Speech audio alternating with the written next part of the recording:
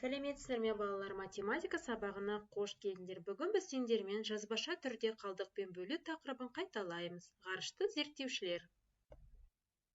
Дәптерімізді ашып, бүгінгі күнді жазамыз.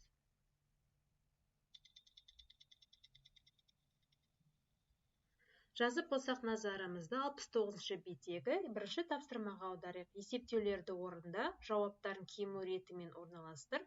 Ғарыш ғылымының негізін қалаушылардың бірі Циолковскийдің айтқан сөзін оқы. Осы сөздердің мағынасын қалай түсінесің? Дәптерімізге орындаймыз.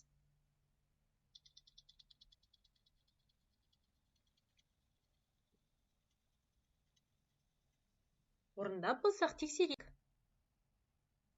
56 мен 2-нің бөлінісі 28-ге тең. 75 пен 5-тің бөлінісі 15-ге тең. 84 пен 6-ның бөлінісі 14-ге тең. 96 мен 6-ның бөлінісі 16-ға тең. 38 пен 2-нің бөлінісі 19-ға тең. Енді осы шыққан мәндерін кему ретімен жазып шығыңдар.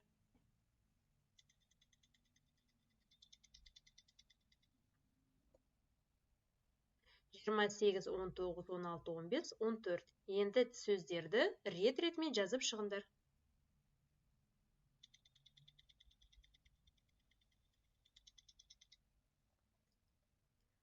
Бүгін мүмкін болмаған нәрсе ертең іске асу мүмкін дейді балалар.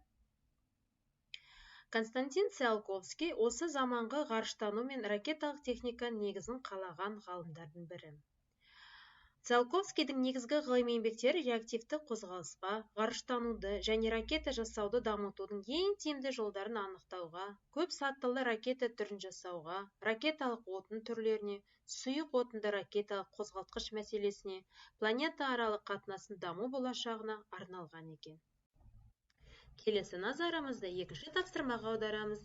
Өрнекті баған түрінде жазып, қалдықпен бөлуді орында дейді. Видеоны тоқтатып орындаймыз.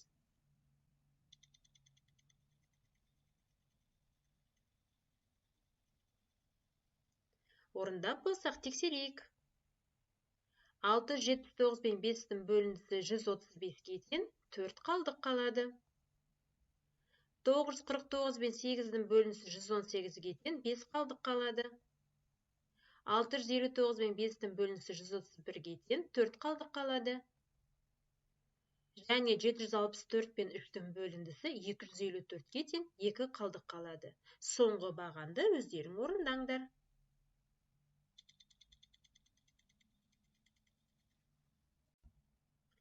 Келесі назарымызды 60-шы есепке аударайық. Есептерді шығар. Конструкторда 145 қара түсті бөлшек бар. Бұл ақ түсті бөлшекке қарағанда 40 дана артық. Конструкторда барлығы қанша бөлшек бар? Есепте не туралы айтылған? Конструктор. Қандай конструкторлар туралы? Қара және ақ. Дұрыс айтасыңдар. Қанша қара түсті бөлшек бар? 145. Ал ақ түсті ше? Белгісіз. Қара түсті туралы тағы не айтылған? Ол ақ түстіден 40 дана артық дейді. Есеп бізден не сұрайды? Барлығы қанша бөлшек барын? Жақсы. Сонда қара түсті бізде 145 бөлшек, ақ түсті белгісіз. Бірақ қара түсті 40 данаға артық. Барлығы неше бөлшек барын есептеу керек. Ал есептеңдер.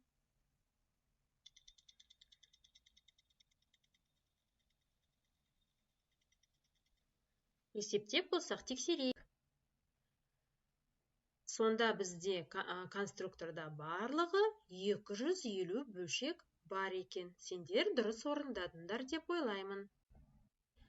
Үй тапсырмасы 70-ші беттегі номер 9. Назар салып тыңдағандарыңа рахмет.